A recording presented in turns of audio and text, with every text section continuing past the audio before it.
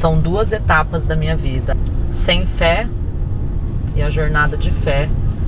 E acho que a primeira experiência de fé que eu tive na vida foi ali dentro. A minha igreja, meu pastor fez meu casamento aqui. Eu subi essa escada no meu mergulho de fé e no meu casamento também. Quanta história, meu pai, que eu vivi dentro desse lugar foram anos.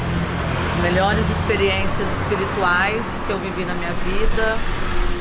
Aqui nasceu uma nova Gisele.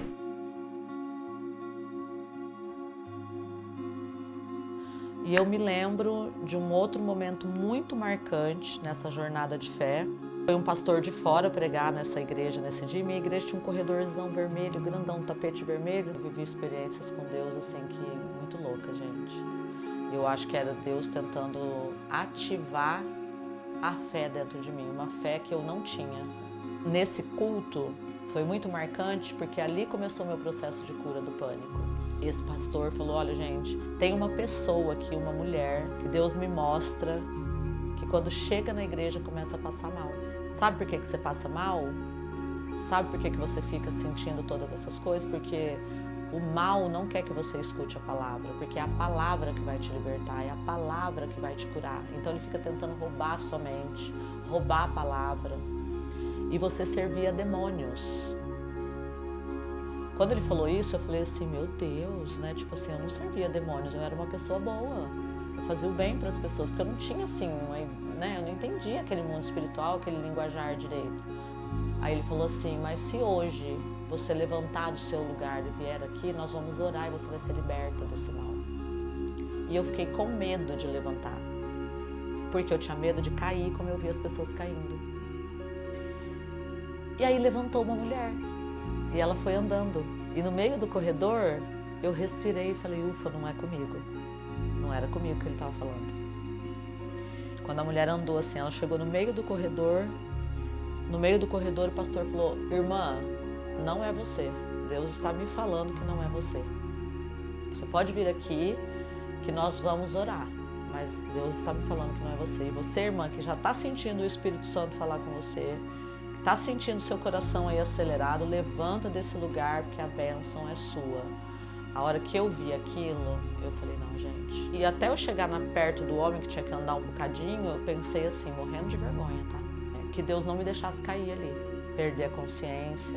E aí eu fui andando pedindo: não me deixa cair aqui, Deus, não me deixa cair aqui. E quando eu cheguei perto desse pastor, ele tirou o microfone da boca, coisa que eu nunca vi depois disso, porque todo mundo fala tudo no microfone, né? Ele tirou o microfone e falou assim pra mim: Deus me mostra que ele já fechou sua sepultura 2 vezes. E eu entendi que foi no momento do câncer. E o segundo foi que 40 dias depois de operada, eu fui fazer um evento em Botucatu. E uma menina que trabalhava comigo, a Adriana, foi dirigindo. E no meio dessa rodovia nós sofremos um acidente. O pneu do carro estourou porque ele foi pro acostamento e o carro patinou. E era uma via de mão única. Se viesse um caminhão ali, já era nós duas. Na hora que ele falou, veio o flash do acidente na minha mente, sabe? E eu comecei a chorar muito. Aí ele falou assim: Deus tem uma obra na sua vida. Ele te manteve viva com um propósito. E ele vai levantar seu nome, ele vai levar seu nome em nações, para falar para muita gente. E quando você estiver vivendo esses momentos, não se esqueça de que Deus tem uma obra, Ele tem uma motivação para isso. Nunca se esqueça de colocar Deus em primeiro lugar. E eu lembro que a partir daí começou a suavizar aquela angústia. Começou o meu processo de libertação, na verdade. Porque humanamente falando, eu não teria condições psicológicas, nem de forma alguma, de ter vencido tudo que eu venci sem tomar um remédio. Tantas crises, perda de pessoa, casamento, câncer, pânico. Eu nunca fiz isso. Primeira vez, depois de anos, que eu pego isso aqui nas mãos, e pensar que esse era o meu cabelo, a peruca que eu usava, que foi um escudo, uma proteção. E eu fiquei numa prisão sem muros. Só tinha eu lá dentro. Que a Bíblia chama de deserto, né? E hoje, entendendo a palavra como eu entendo, Quantas pessoas passaram pelo deserto? O deserto é um lugar de choro, solidão. Por mais que as vozes humanas tentem te acalmar, tentem falar, elas não alcançam. E nesse lugar de deserto foi onde eu encontrei realmente Deus, assim, né? Eu tive uma experiência de ver Deus se manifestar na minha jornada, falar comigo. Quando eu tive que tirar essa peruca, foi no dia do meu aniversário, num evento em Florianópolis. E engraçado, né? A Manuela tá nos momentos mais importantes da minha vida. Ela estava lá nesse evento. E eu estava fazendo um evento com uma cabeleireira famosa naquela época. E ela falou, Gi, tira essa peruca. Você já tá com o cabelo curtinho, né? Para de se esconder, deixa seu cabelo respirar. E eu falei, não tenho coragem. Como se a peruca fosse uma proteção contra as pessoas, nesse muro que eu construí, sabe? E era como se eu mostrasse para as pessoas. E aí ela falou, vamos cortar, a gente faz umas mechinhas aqui, você já aparece com esse cabelo. Aí começou todo mundo ali no camarim falar, a Manuela falar. E aí eu falei, tá bom, então vamos tirar. E aí eu tirei a peruca e comecei a usar o cabelo curtinho. E eu lembro que quando terminou o evento, eu recebi uma honra dessa profissional no palco, porque ela falou assim, eu conheci uma pessoa incrível nesse meu trajeto com a marca que eu estou representando esse ano. A pessoa que mais entende de colorimetria, que faz os cabelos mais incríveis que eu já vi. Eu não sei quais foram as cores que foram usadas nesses cabelos, porque foi ela que fez tudo. E eu queria que ela viesse ao palco aqui. E eu subi, quando apareceu minha cabeça assim, que eu subi no palco, as pessoas estavam de pé, né, aplaudindo. Foi um momento especial e aí depois a gente foi para um coquetel que tinha ali no final e a Manuela preparou uma surpresa para mim. Ela ligou os holofotes assim aonde eu tava e fez a galera cantar parabéns, estourou champanhe, né?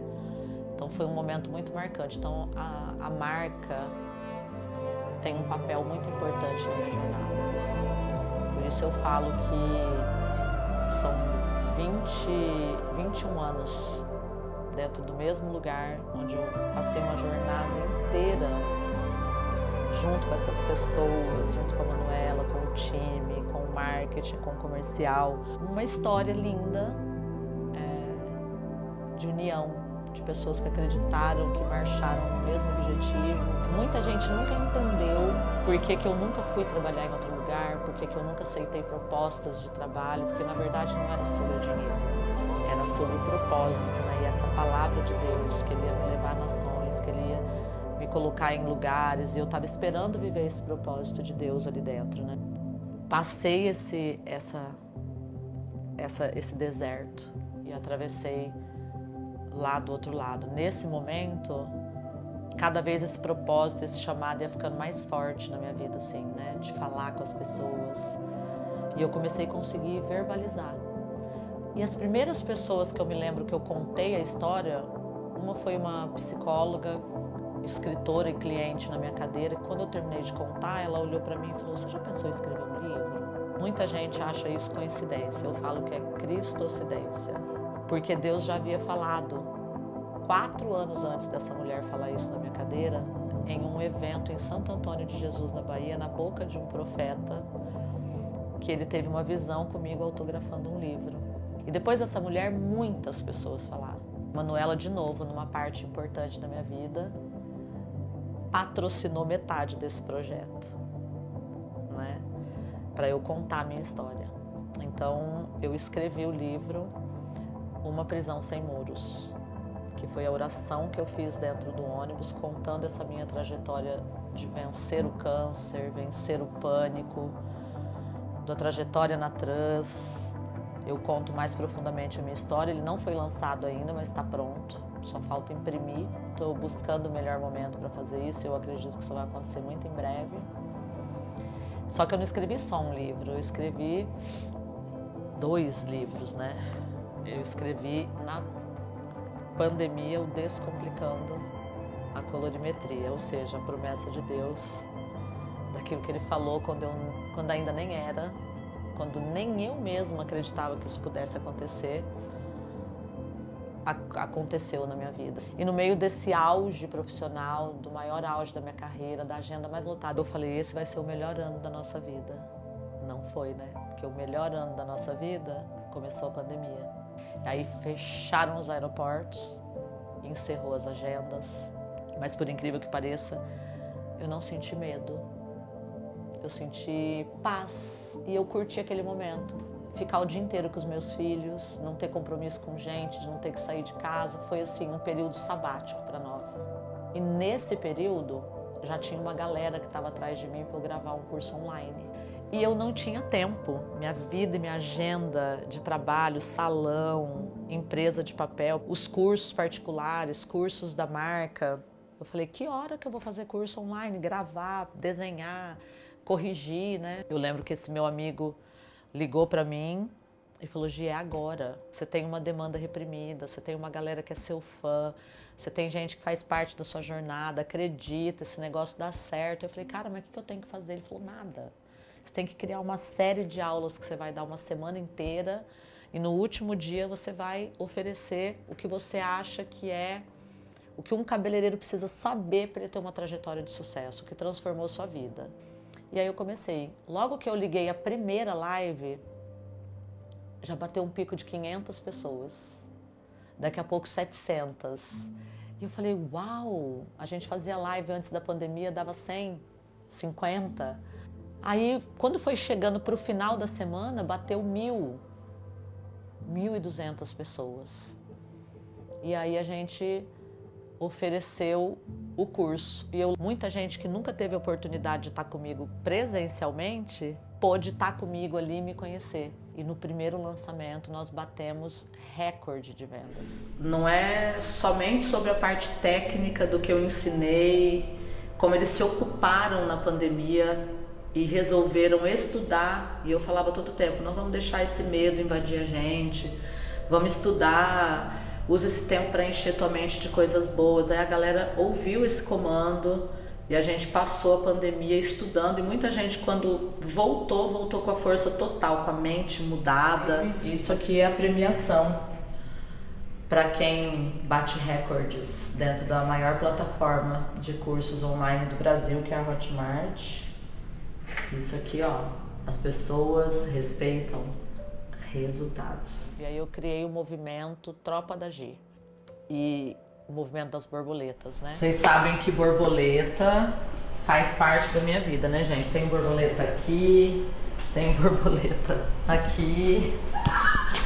Por quê? Metamorfose, mudança, né? O processo da lagarta e borboleta. Aqui é a galera se intitula Tropa da Gi, Família Gi Quintino, a galera se identificou com o meu trabalho, cabeleireiras de muito tempo de jornada que não sabiam tirar foto, não sabiam fazer esses novos louros, eu comecei a ensinar e foi virando um business, gente. Eu fiz, em média, 10 lançamentos para turmas diferentes, lancei outros produtos, mas o que eu ganhei em 3 anos, eu não ganhei em 20 anos de trabalho, financeiramente falando. E o movimento foi crescendo, e os testemunhos foram crescendo, e a base foi crescendo.